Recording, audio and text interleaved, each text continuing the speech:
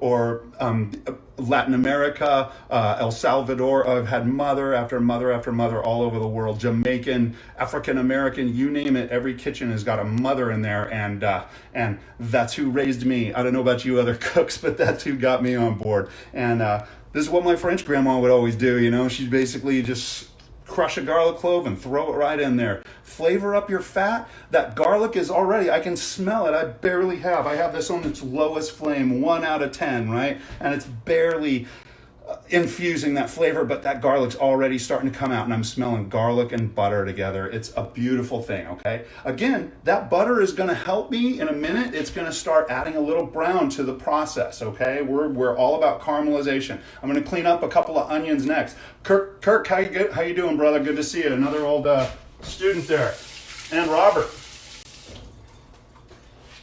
Thanks again for stopping by, guys. Don't forget, it is Culinary Kitchen Happy Hour with an emphasis on the happy, guys. This is our safe space. This is where we can kick back. We don't have to think about what's going on out there. Guys, hang out with me and we're gonna make a French onion soup. I mean, what's better than that? Hanging out, the party's always in the kitchen. I say it in every show I do, guys. So thanks again for coming in. And Marina and May and Robert, again, good to see you, brother.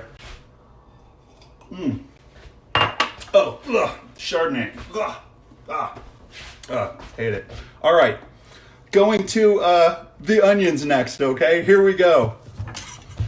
Let me line that on up. And I left a couple of onions undone just so we can kind of go through the motions here if you haven't seen it in one of my other vids. But if not, I got the rest of my onions already peeled up so you don't have to watch me clean a whole pile of onions, okay? When we peel our onions, I like to take off the North Pole and what I call the South Pole, okay? The root end right there. I'm gonna pull off that root end, and I can take a pretty good slice off of there. I don't need the root end to hold this together this time. Big old chunk of paper just fell off. And then I'm gonna take off the North Pole right here. And now I'm gonna go from North Pole to South Pole, and I'm gonna cut it in half, and then I can just grab a corner and peel that up. All of the little usable scrap here, I don't like to use this brown stuff in my stocks, but things like this, you know, I get most of that brown off of there. I'll keep those for my stock. That's flavor. And we never throw flavor away in Quarantine Kitchen. I'm gonna try and grab that peel. Yeah, I got it with my finger. Good. Saving all those good pieces. And there's one clean onion. Let me set that aside. And I got another one coming. Again, I'm gonna take off my North Pole this time. And my South Pole, the root end, that fuzzy end. And I lay it on that flat side, and it's really easy to manipulate. I'm gonna get rid of these stems this time, and this paper. I don't like dragging that stuff into my product. And I go right through it, and again, I can use my knife to grab that corner if I don't have fingernails, which we shouldn't have in the kitchens. We don't use the lead press-ons. There's another clean one and another one, and I just got a whole mess of clean onions here. And I'm gonna just start working them into this butter and garlic in just 1 second. Let me clean this up thoroughly. Again, I cannot emphasize enough, guys, I want every little bit of garbage off of this board before I start cutting into my nice, beautiful, clean onion that I just cleaned, okay? I don't want to bring little bits of onion peel into it. It's nasty. That's bringing garbage into what you're doing, right? And so you want a clean product at the end. You got to work clean every step of the way. You need to be a little bit OCD, baby. You really, really do, okay? So I'm not there yet. Got to get it all. Not a single speck. You know. I'm totally smelling that garlic and the butter. It's on 1 out of 10. Seriously, the lowest flame. There's really not much going on there. But I've just got that garlic crushed and rolling around in there. That garlic's just basically gonna melt into things. Okay, Nick, good to see you, brother. Jim, good to see you. Marissa, awesome seeing all you folks. bunch of ex-students out there. Now, when I cut these onions, I want to cut them fairly thick, okay? And it matters which direction I cut these, okay? Let me show you what I'm talking about, okay? So I've got, let me find a good onion for this, okay? So if you look at an onion, you guys see that grain in there. I can see the grain in there from here, okay? There are lines going with this way. And there's two directions I can go. I can go across those lines or I can go with those lines, right? Let me do both and show you what I think about the two, okay? So the first one is I'm gonna go across the lines. I'm gonna cut across the grain here, okay? The second one I'll do with the lines. That's how we're gonna roll, okay? So first one, let me tee it up. I think you can see that onion right there. And I'm gonna go across the face. Okay, and I'll do a couple of little rounds right there, okay? Let me kick that off to the side. And let me just get that one from the center, and I want you to kind of notice how many different sizes of cut I have right now. Every piece of onion is a different size, okay? You guys getting what I'm saying here? You feeling me? Okay? So I'm gonna push that all aside, because I don't really like that. I did like how thick I cut them though. We're gonna be cutting our onions about that thick. I want some body to these, so keep that in mind. Now I'm gonna go to a fresh onion. This one I'm gonna cut with the lines, okay, my people? With the lines, here we go. I cut in there, and you know, you can just see from that first one, the center is a little bit funky, but you can see on the rest of this thing, every one of those pieces is the same length. Boom, if I can get them apart. Come on guys, this one wants to really hang together. See what I'm saying? And also look at the curves on these things. These kind of look like a C or something like that, whereas these are this gentle, flowing curve, this beautiful curve, right? Those are beautiful juliennes. Those last ones I cut are funky, and I'm not really interested in that, okay? So whenever you're julienning onions, we're going with the grain, never across those lines, okay? You'll have a much, much prettier, much more consistent onion slice, okay? If you really want to get perfect onion slices, there's a center part in every onion, and it's kind of like the inside of a flower bulb. I don't know if you guys see that, but it grows a little bit irregular like, okay? And if you pop that out, I just popped that center part out where there's a lot of glare. Now you can see it. I popped the center part out. All of that is money, baby. If you julienne across that, all of it is gonna be perfect juliennes. So if you want like perfect juliennes for like a salad, like red onion on a salad or something, pop out that center part and all of that is perfect money. Beautiful julienne straight across there, okay? You guys feeling me? That's how we do this, okay? Okay, so I'm gonna start slanging through this with the grain. We're gonna get some onions in the pot, and then I'm gonna start turning this up a little bit, okay? As I said earlier, let me get this camera, sorry folks. Boom. As I get this camera lined up, I kind of want to point out that I'm not cutting these thin, okay? Let me kind of show you. There's a nice cut, okay? You guys seeing that? These are going to caramelize. They're going to be cooking for a long, long time. And if I cut these paper thin, they're going to cook down into mush, and you're not going to want to eat it. It's going to be onion porridge, okay? So thick cuts on these guys so they can withstand this caramelization process that's coming up. Away we go, okay? I've got a short little blade here. I'm using a stainless steel knife with these onions so they don't taste funky. And I've got that onion that we cut in half earlier. I'm just gonna go through it real quick with the grain. A couple of those pieces will be a little sharp. It's gonna seem like I got a lot of onion here, but I assure you, ladies and gents, that these onions will be cooking down, okay? Get one more of these guys, and then I'm about halfway there. I'll throw half of these onions in that pot and turn this heat up a little bit.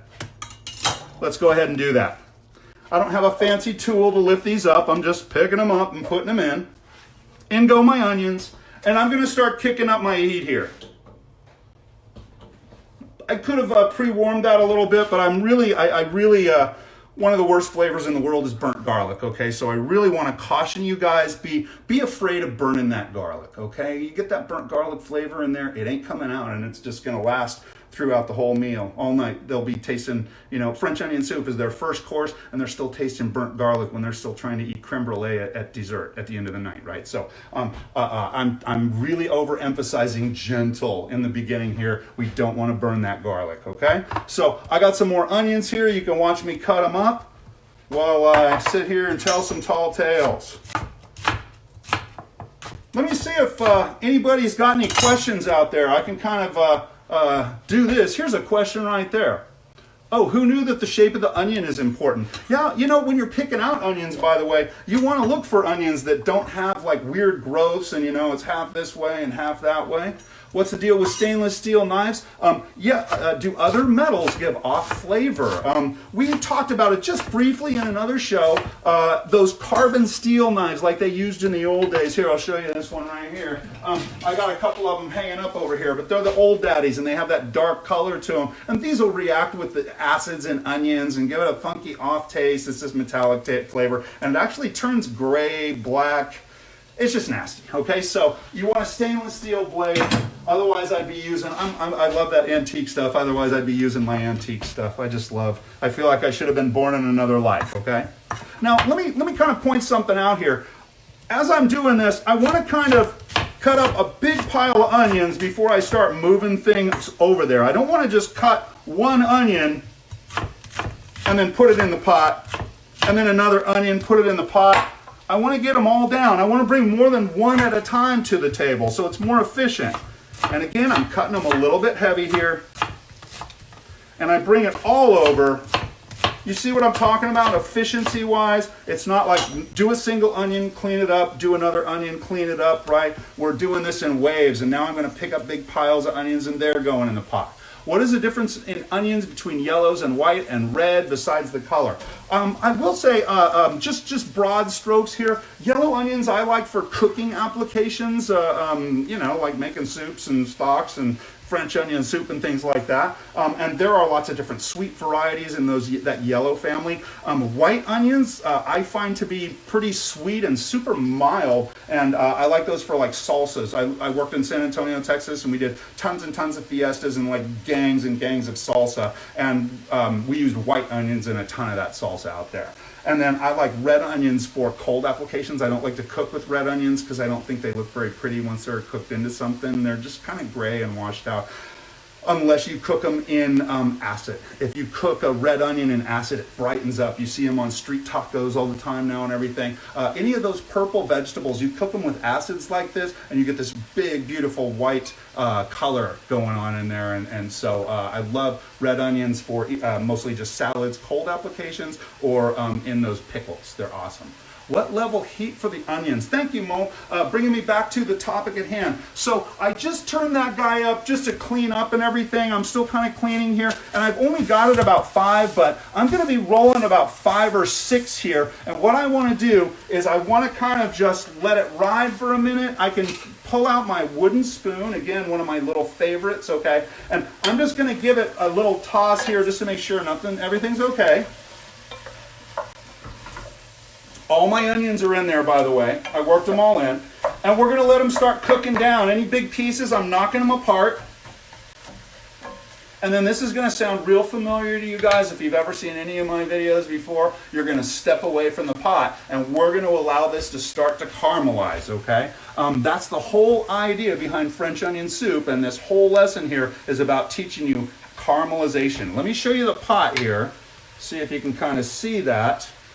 And there the onions go. You can't see any color yet. Let's see if that works. Boom.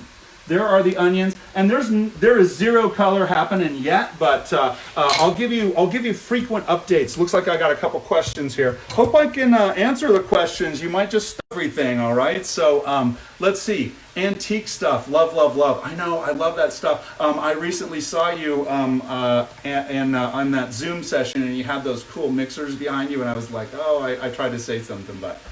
So back to the onions. Right now I'm probably at about 6 out of 10, Mo. It's an assertive medium heat, you know. It's not wimpy, and I've stepped away. I don't want to develop color. If we're not seeing color here pretty soon, we're going to be stepping this up to 7 out of 10, okay? And so I want to check. I want to give it like another minute before I even think about looking at this stuff. And the next thing I want to kind of have on deck is my share